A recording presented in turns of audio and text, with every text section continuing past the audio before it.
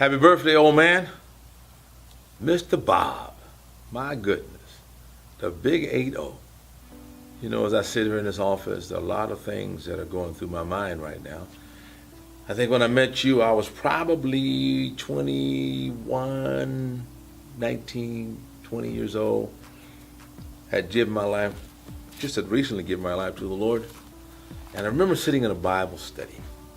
Yeah, I remember a lot of things. You know, your family has been so intricately connected, especially, well, Big John, but y'all call him Little John now. You know, when he used to visit me, and I'm going to allude to that in a moment.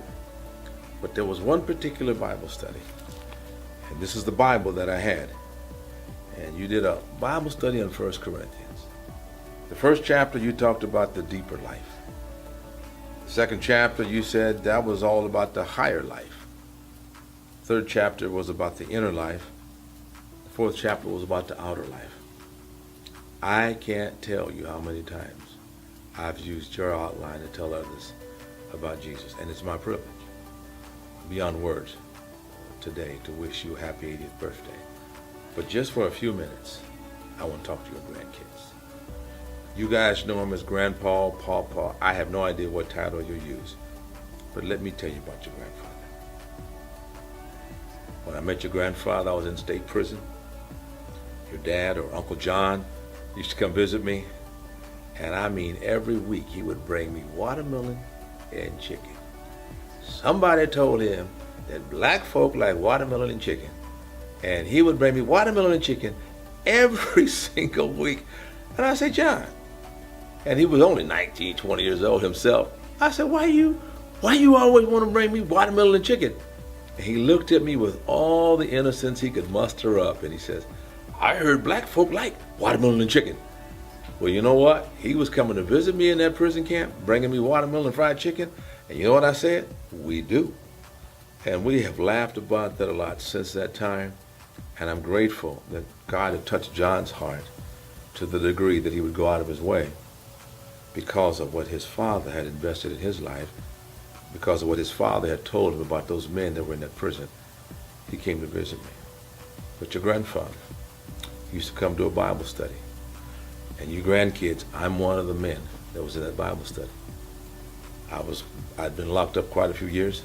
I ended up serving almost 5 years in prison. And your grandfather would come out and tell us about Jesus. He would give us hope. He would tell us there was nothing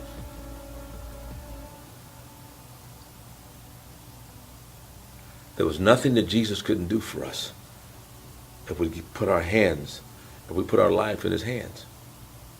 And I was a 19-year-old kid, totally separated from God. And I decided to believe what your grandpa told us. Gave my life to Jesus. I got out of prison and went to Bible school, and I got married. Linda and I got married. We have 3 children. And now we have 13 grandchildren. And God has tremendously blessed my life. Graduate school, earned doctorate degree. I'm traveling all over the world. And now I'm an executive with the Assemblies of God, and I helped oversee over 450 churches and over 1,500 ministers. But it all started when I was in prison. The writer Alex Haley used to say, whenever you see a turtle on top of a fence post, you know he had help getting there. And I want all you grandkids to know, I'm on top of a fence post with your grandfather.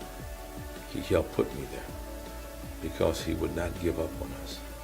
He always believed in us. And he told us there was a God that was bigger than all of our sins. And my young friends, if you end up in prison at 17 years of age, you don't go there for missing Sunday school. I had a whole lot of sins. But your grandfather said God was bigger than all of our sins. And I'm here today to tell you that I found that to be true. And I don't even know where all you grandkids are at with the Lord.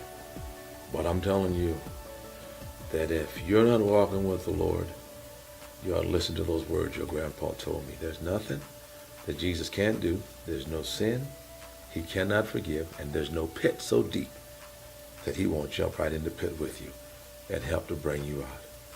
And so today on this special event, Bob and Myrna, I wish so much I could be there. But I want you to know, Bob, that I love you and I appreciate everything, everything, everything you ever did for me and Tony and Bob and Rick and Joe and all the rest of us. You gave us something that nobody could give us. You gave us something that you can't buy in a grocery store. You gave us hope. And now we live every day by that hope. Thank you on behalf of my wife, Linda, on behalf of my children, Royce, Erica, and Andre, and their spouses, Chad, Jeanette, and Vanetta, and all my grandchildren. Thank you for believing in me. And I pray today is an incredibly wonderful day as you sit there celebrating with your lovely bride, your children, and all those incredible grandchildren. God bless you, my friend.